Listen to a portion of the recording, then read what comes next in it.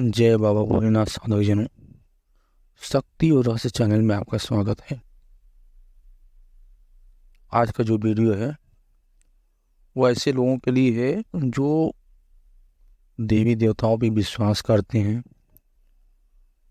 जो पूजा पाठ में विश्वास करते हैं, जो साधना में विश्वास करते हैं। यदि आप साधना के क्षेत्र में आना चाहते हैं तो इसकी शुरुआत कैसे करें, साधना से लाभ क्या होता है, साधना से शरीर में कैसे ऊर्जा बनती है, यदि कोई साधना करना चाहते हैं तो कहाँ से शुरुआत करें, इसी सब विषयों के बारे में वीडियो है।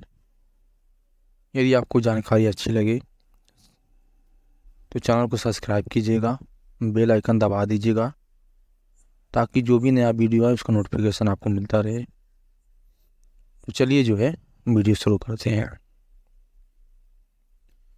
बहुत से लोग हैं, उनके मन में ये विचार होता है कि हम कोई साधना करें, लेकिन उनको ये नहीं समझ में आता है कि हम शुरू कैसे करें, शुरुआत कहाँ से करें, किस प्रकार की साधना करें, कौन सी देवता की साधना करें। यदि आप इस क्षेत्र में बिल्कुल नए हैं तो सबसे पहले जो है किसी ऐसी शक्ति की साधना शुरू करनी चाहिए जिनका स्वभाव सौम्य हो, जो सात्विक देवता हों, जैसे कि बाबा भोलेनाथ पे,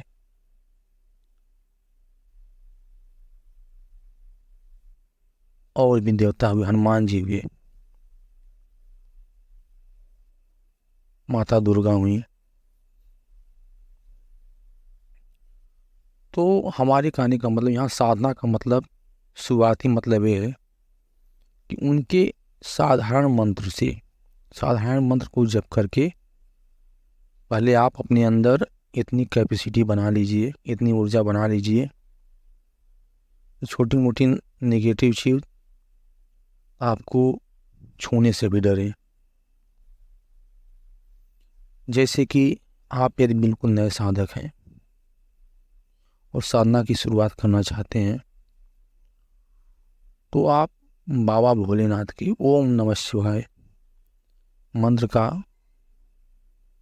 अपनी पूजा के दिनचर्या में रोज 5 माला, 10 माला, 11 माला, इतना रोज उनका नाम, उनके मंत्र का जाप कीजिए, ओम नमः शिवाय का, और ऐसा रोज कीजिए। जब आप प्रतिदिन इस तरह से माला जाप करेंगे ओम नमः शिवाय का, तो कहीं न कहीं आप उनसे कनेक्ट हो जाएंगे और वो आपसे कनेक्ट हो जाएंगे। अप्रत्यक्ष रूप से वो आपकी जो है रक्षा करेंगे। जब आप इतना कर लेते हैं तो जैसे सावन का महीना आया, उसमें आपको 51,000 या फिर 1.25 लाख इस तरह से संकल्प करके, पूरी 1 महीने का दिन होता है, जितना आप कर पाए रोज अपने क्षमता के अनुसार 4,000, 5,000 एक दिन में, सावन के महीने में संकल्प करके कि हे रात, आपकी कृपा हेतु मैं ये मंत्र जप करने जा रहा हूँ, मेरी रक्षा कीजिएगा, आने वाली बाधाओं को दूर कीजिएगा। जब आप इस तरह से करेंगे तो आपको उनकी जो है, मान के चलिए प्रत्यक्ष रूप से जो है कृपा आपके ऊपर रहेगी। आपको महसूस होने लगेगा कि हाँ, किसी शक्ति का, किसी आराध्य का कृपा है हमारे ऊपर। शुरुआत आपको यहाँ से करनी है, ना कि किसी तामसिक शक्ति, किसी जो है भूत प्रेत फलाना ढमका का आपने मंत्र जाप शुरू कर दिया, वो आपके कुछ भी हो सकता है, कोई भी अनिष्ट हो सकता है। लेकिन जब आप बाबा भोलेनाथ का जप करेंगे, आप उनसे जुड़ जाएंगे, तो पता चलेगा कि आपको उनसे एक लगाव हो जाएगा, जुड़ाव हो जाएगा, और आपको महसूस होने लगेगा कि कोई शक्ति हमारी हमेशा रक्षा कर रही है। उसके बाद यदि आप कोई और मंत्र करते हैं, कोई अन्य तामसिक शक्ति का भी जप वगैरह करते हैं, तो भी आपको कोई दिक्कत नहीं होगी। आपका एक रक्षा कवच उन देवता का हमेशा आपके ऊपर रहेगा। अब हो गया कि मंत्र जब काम कैसे करता है। किसी देवी देवता का यदि साधना करते हैं, उनके मंत्रों का जप करते हैं, तो कैसे काम करता है, इसको समझाने के लिए एक छोटा सा उदाहरण आपको देंगे हम। आज तो मान लीजिए कि घर घर बिजली की व्यवस्था हो गई है, लेकिन आज से कुछ साल पहले जगह जगह पे ये डायनमो सिस्टम होता था, जिससे लोग बैटरी चार्ज करते थे। तो हम यदि अपने आप को बैटरी माने, उदाहरण के तौर पे यदि हम अपने आप को एक बैटरी माने और मंत्र जप को एक डायनमो माने, तो डायनमो जो है जब घूमता था तेज से किसी मशीन के माध्यम से या किसी, तो उससे बिजली बनती थी। डायनमो में जो है सब कुछ है, उसमें चुंबक भी है और उसमें तार भी है, कॉपर का वायरिंग भी है, सब कुछ है। लेकिन जब तक वो घूमेगा नहीं एक निश्चित क्रम में, बहुत धीरे धीरे घूमेगा तो भी नहीं सही ऊर्जा बनेगी, बहुत तेज से घूमेगा तो बहुत तेज ऊर्जा बनने लगेगी, और एक निश्चित समय में एक निश्चित संख्या में घूमेगा तो एक जो है एक अनुमान के हिसाब से ऊर्जा बनेगी। वही बात है मंत्र जाप में। जब आप मंत्र जप करते हैं तो मंत्र जो है पूरे वायुमंडल में, आपके कानों में और वायुमंडल में गूंजता है, घूमता है, और इससे जो है ऊर्जा का निर्माण होता है, जो आपके शरीर में, जो आपके शरीर रूपी बैटरी में चार्ज करता है। यानी आपके शरीर रूपी जो बैटरी है उसको ऊर्जा चार्ज करती है, और चार्ज करते करते एक दिन इतना चार्ज कर देगी कि बड़ी से बड़ी नकारात्मक ऊर्जा आपसे टकरा करके भस्म हो जाएगी। अब रह गई बात कि क्या एक बार हमारा शरीर यदि चार्ज हो गया, यानी ऊर्जा बन गई शरीर में, तो क्या वो ख़त्म भी होती है कि या वो ऊर्जा बनी रहती है।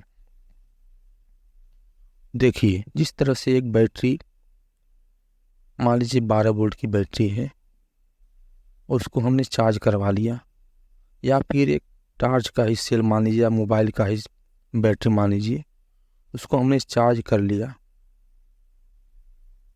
एक बार चार्ज होने के बाद यदि हम मोबाइल चलाते हैं, यानी कि ऊर्जा को ख़त्म करते हैं, तो थोड़ा जल्दी बैटरी डिस्चार्ज होगी, और यदि नहीं चलाते हैं तो ऊर्जा कुछ ज़्यादा समय तक चलेगी।